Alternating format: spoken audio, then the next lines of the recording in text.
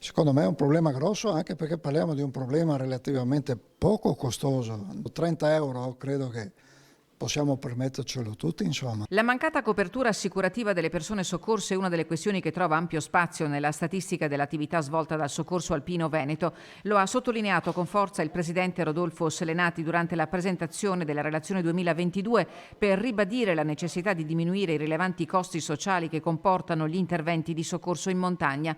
La delibera della Regione Veneto del 14 novembre 2011 parla chiaro e stabilisce la compartecipazione alla spesa sanitaria richiesta per il recupero di persone illese di chi pratica sport ad alto rischio di soccorso. Il numero di fatture emesse lo scorso anno è aumentato, se è vero che su 1.333 persone soccorse 569 erano illese.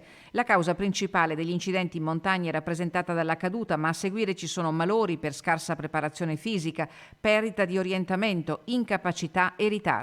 Partire tardi significa arrivare anche tardi. In montagna il meteo cambia in modo repentino e quindi se non abbiamo l'attrezzatura con noi potrebbe diventare un vero problema. Mettere la testa nello zaino, insomma, per evitare di andare incontro all'imponderabile, guardando e valutando con aspetto critico il bollettino dinamico dell'ARPAV prima di affrontare l'escursione. Curate molto la gita, valutate molto bene il sentiero e soprattutto tariamola sulla persona meno ambiente, quindi sui nostri figli, sulle persone che hanno meno capacità. Un vero e proprio esercito di angeli, quello del soccorso alpino, 750 i volontari in Veneto, 500 nella sola provincia di Belluno, che di diritto sono parte attiva del sistema dell'emergenza sanitaria, hanno ricordato i vertici del SUEM 118. Lo scorso anno oltre 1100 missioni sono state compiute da Falco e da Delta Eco, il secondo elicottero attivato in via sperimentale a Cortina grazie al contributo di Dolomiti Emergency. Abbiamo fatto degli interventi esponendo nel minor numero possibile le squadre a terra, no? Non dimentichiamolo questo.